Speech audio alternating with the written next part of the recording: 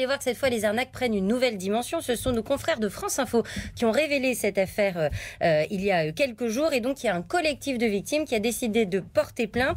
Ça s'appelle le collectif d'aide aux victimes d'influenceurs. C'est environ une centaine de personnes. Donc, c'est quand même une grosse affaire.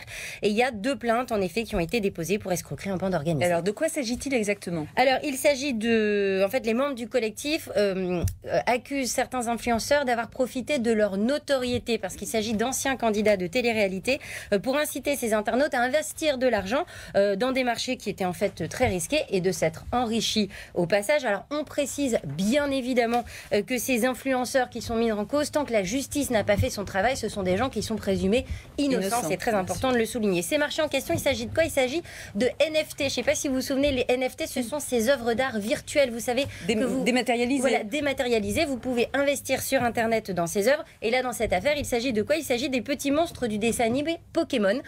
Et certains influenceurs ont fait la promotion donc de ces œuvres virtuelles, comme vous allez le voir dans cette vidéo. C'est comme avec le projet Animoon qui a derrière la licence Nintendo. Enfin, faut s'en rendre compte en fait des gros projets dont on parle. On n'est pas en train de parler d'un ami qui a fait un projet. On parle de très gros projets. On parle de très gros projets, c'est du solide. Cette influenceuse nous assure que c'est très sérieux. Il y a plusieurs milliers de personnes qui ont investi et qui ont perdu au total plus de 5 millions d'euros.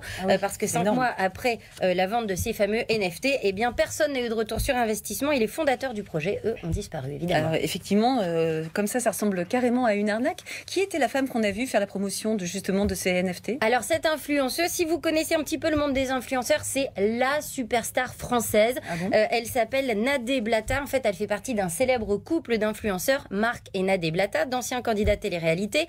De leur vrai nom, Marc Singheni Tevanin et Nadira Brick-Chaouch. Ils doivent donc leur notoriété à une émission de télé. Et à eux deux, ils cumulent près de 7 millions d'abonnés sur Instagram. Donc, vous imaginez un petit peu la force de frappe. Alors, c'est un couple qui est installé à Dubaï, comme beaucoup d'influenceurs, et qui, chaque jour, sur les réseaux sociaux, vous le voyez, vante un peu son train de vie très luxueux, des grosses cylindrées, des restaurants de luxe, etc. Donc, évidemment, ça peut donner envie à certains. Mais depuis 2 ans, eh bien, c'est un couple qui est pas mal pointé du doigt, accusé de placement de produits frauduleux également.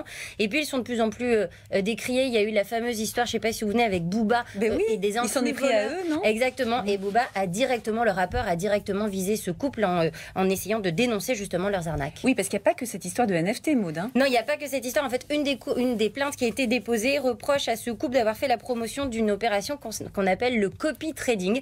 Alors, le copy trading, c'est en gros une opération financière. Vous copiez des investissements qui ont été faits par d'autres en espérant récolter autant de gains que les autres, sauf que ça ne marche pas tout le temps. Sauf qu'à écouter Marc Blata qui en fait la promotion sur son compte Instagram, vous allez voir, ça a l'air d'être un jeu d'enfant.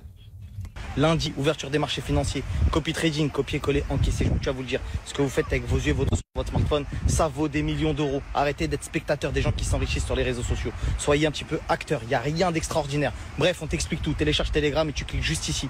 Voilà, ça a l'air simple, comme ça. Encaisser, et donc c'est le mari de la dame. C'est le mari de la dame, exactement. C'est Marc Blata, pardon. Donc évidemment, comme souvent, il y a un loup dans ce genre d'histoire. Et là, c'est quoi? Eh bien, c'est qu'avec ce type d'opération, vous risquez gros, vous risquez de tout perdre, entre 70 et 80% de taux de perte. Sauf que ça n'est pas dit dans cette vidéo. Alors vous imaginez quand c'est votre adolescent qui tombe sur ce genre de contenu ou une personne qui décide d'investir toutes ses économies. Oui, mais les enfants, enfin les ados, ils sont pas du tout formés à la matière économique. Et puis même si vous êtes adulte, parfois on peut se laisser un peu avoir. Sauf que si vous mettez toutes vos économies là-dedans, vous perdez tout. Évidemment, c'est dramatique. Alors le couple qui est mis en cause là a été contacté par certains de nos confrères. Eux se disent tout à fait sereins, disent que les activités sont tout à fait légales. Ça, ce sera à la justice de trancher. En tout cas, ce qui est sûr, c'est que c'est une affaire qui va prendre du temps.